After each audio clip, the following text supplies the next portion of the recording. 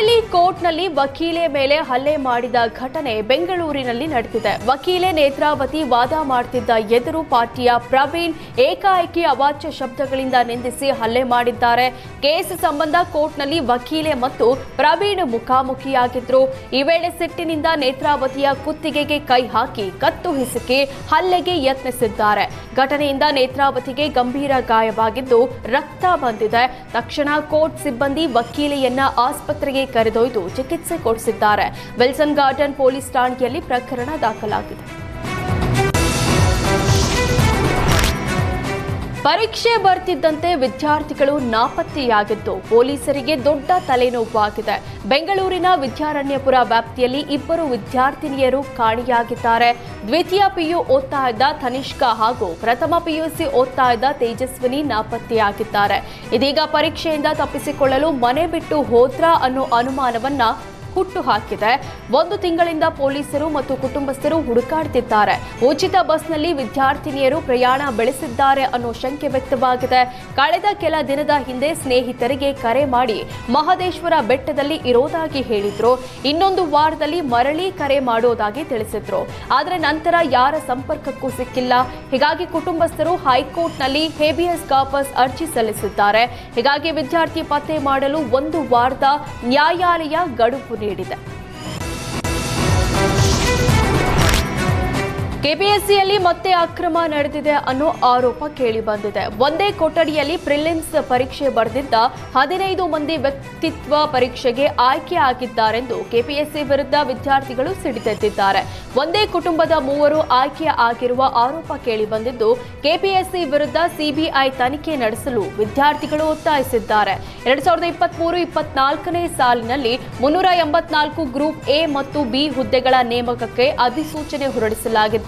ಮೊದಲಿಗೆ ಆಗಸ್ಟ್ 2024ರಲ್ಲಿ ನಡೆದ ಪ್ರಾಥಮಿಕ ಪರೀಕ್ಷೆಯ ಪ್ರಶ್ನೆ ಪತ್ರಿಕೆಯ ಅನುವಾದದಲ್ಲಿ ಮಾಡಿದ ಎಡವಟ್ಟು ದೊಡ್ಡ ಸುದ್ದಿಯಾಗಿತ್ತು. ಬಳಿಕ ಸರ್ಕಾರ ಪ್ರಾಥಮಿಕ ಪರೀಕ್ಷೆ ರದ್ದುಗೊಳಿಸಿ ಆದೇಶ ಹೊರಡಿಸಿ ಹೊಸದಾಗಿ ಪರೀಕ್ಷೆ ನಡೆಸುವಂತೆ ಆಯೋಗಕ್ಕೆ ಸೂಚಿಸಿತ್ತು. 2024ರ ಡಿಸೆಂಬರ್ 29ಕ್ಕೆ ಮರು ಪರೀಕ್ಷೆ ನಡೆಸಿತ್ತು. ಆ ಪರೀಕ್ಷೆಯಲ್ಲೂ ಅನುವಾದದಲ್ಲಿ ಎಡವಟ್ಟಾಗಿತ್ತು. 2025ರ ಮೇ ತಿಂಗಳಲ್ಲಿ ಮುಖ್ಯ ಪರೀಕ್ಷೆಗಳು ನಡೆದಿದ್ವು. ಈಗ ಆಯೋಗ ಮುಖ್ಯ ಪರೀಕ್ಷಾ ಫಲಿತಾಂಶ ಪ್ರಕಟಿಸಿ 1:3 ಅನುಪಾತದಲ್ಲಿ ಅಭ್ಯರ್ಥಿಗಳನ್ನ ವೈಯಕ್ತಿಕ ಪರೀಕ್ಷೆಗೆ ಆಯ್ಕೆ ಮಾಡಿದೆ. ಆದರೆ ಈ ಫಲಿತಾಂಶದಲ್ಲಿ ಒಂದೇ ಕೇಂದ್ರದ ಅಭ್ಯರ್ಥಿಗಳು ಮೇನ್ಸ್ನಲ್ಲಿ ಆಯ್ಕೆಯಾಗಿರೋದು ಅನುಮಾನಕ್ಕೆ ಕಾರಣವಾಗಿದ್ದು ಕೆಪಿಎಸ್ಸಿಯಲ್ಲಿ ಮತ್ತೆ ಅಕ್ರಮ ನಡೆದಿದೆಯೇ ಅನ್ನೋ ಪ್ರಶ್ನೆ ಹುಟ್ಟುಹಾಕಿದೆ. ಕೆಪಿಎಸ್ಸಿ ಮೇಲೆ ಮತ್ತೆ ಅಕ್ರಮದ ಆರೋಪ ಬಂದಿತ್ತು. ಈ ಬಗ್ಗೆ ಗೃಹ ಸಚಿವ ಪರಮೇಶ್ವರ್ ಕಳವಳ ವ್ಯಕ್ತಪಡಿಸಿದ್ರು. ಕೆಪಿಎಸ್ಸಿ ನೇಮಕಾತಿ ಬಗ್ಗೆ ಈಗಾಗಲೇ ಬಹಳ ವರ್ಷಗಳಿಂದ ದೂರುಗಳು ಬರ್ತಾನೆ ಇದ್ದಾವೆ. ನಾವು ಪದೇ ಪದೇ ಸರಿಪಡಿಸುವ ಕೆಲಸವನ್ನ ಮಾಡ್ತಿದ್ದೇವೆ. ಕಾರ್ಯದರ್ಶಿ ಸೇರಿದಂತೆ ಅಧಿಕಾರಿಗಳನ್ನ ಬದಲಾಯಿಸುವ ಕೆಲಸವನ್ನು ಮಾಡ್ತಿದ್ದೇವೆ. ಆದರೂ ಕೂಡ ಈ ರೀತಿ ಆಗ್ತಾ ಇದೆ ಅಂದಾಗ ನಿಖರವಾಗಿ ಯಾರಾದರೂ ಹೊಣೆಯನ್ನ ಹೊತ್ತುಕೊಳ್ಬೇಕು. ಅದನ್ನ ಸರಿಪಡಿಸಿ ಶೀಘ್ರವಾಗಿ 56,000 ನೇಮಕಾತಿ ಮಾಡಲು ಹೊರಟಿದ್ದೇವೆ. ಈ ನೇಮಕಾತಿಯಲ್ಲಿ ಕೆಲವು ಕೆಇಎಗೆ ಹೋಗುತ್ತೆ, ಕೆಲವು ಕೆಪಿಎಸ್ಸಿಗೆ ಬರುತ್ತೆ. ನ್ಯಾಯಯುತವಾಗಿ ನಡೆಸಲು ಕ್ರಮ ಕೈಗೊಳ್ತೇವೆ ಅಂದ್ರು. ಬೆಂಗಳೂರು ಐತಿಹಾಸಿಕ ಜಾಗ ಎಳ್ಳುಕುಂಟೆ ಗ್ರಾಮದಲ್ಲಿ ನಿಧಿಗಳ್ಳರ ಹಾವಳಿ ಹೆಚ್ಚಾಗಿದೆ.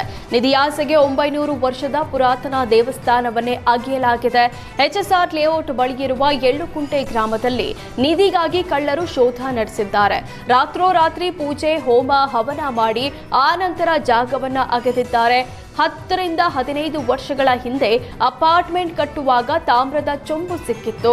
ಹೀಗಾಗಿ ಯಾರಿಗೂ ಗೊತ್ತಾಗದಂತೆ ದೇವಸ್ಥಾನದ ಹಿಂಭಾಗದಲ್ಲಿ ಶೆಡ್ ನಿರ್ಮಿಸಿ ನಿಧಿಗಾಗಿ ಶೋಧ ನಡೆಸಲಾಗಿದೆ.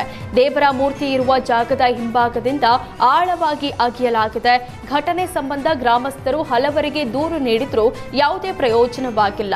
ಎಚ್ಎಸ್ಆರ್ ಲೇಔಟ್ ಠಾಣೆಯ ಪೊಲೀಸರು ಸ್ಥಳಕ್ಕೆ ಬಂದು ಸುಮ್ಮನೆ ಹೋಗ್ತಾರೆ.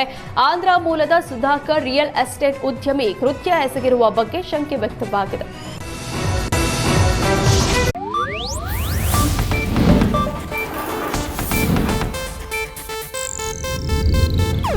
ಇದು ಏಷ್ಯಾನೆಟ್ ನ್ಯೂಸ್ ನೆಟ್ವರ್ಕ್ ಪ್ರಸ್ತುತಿ.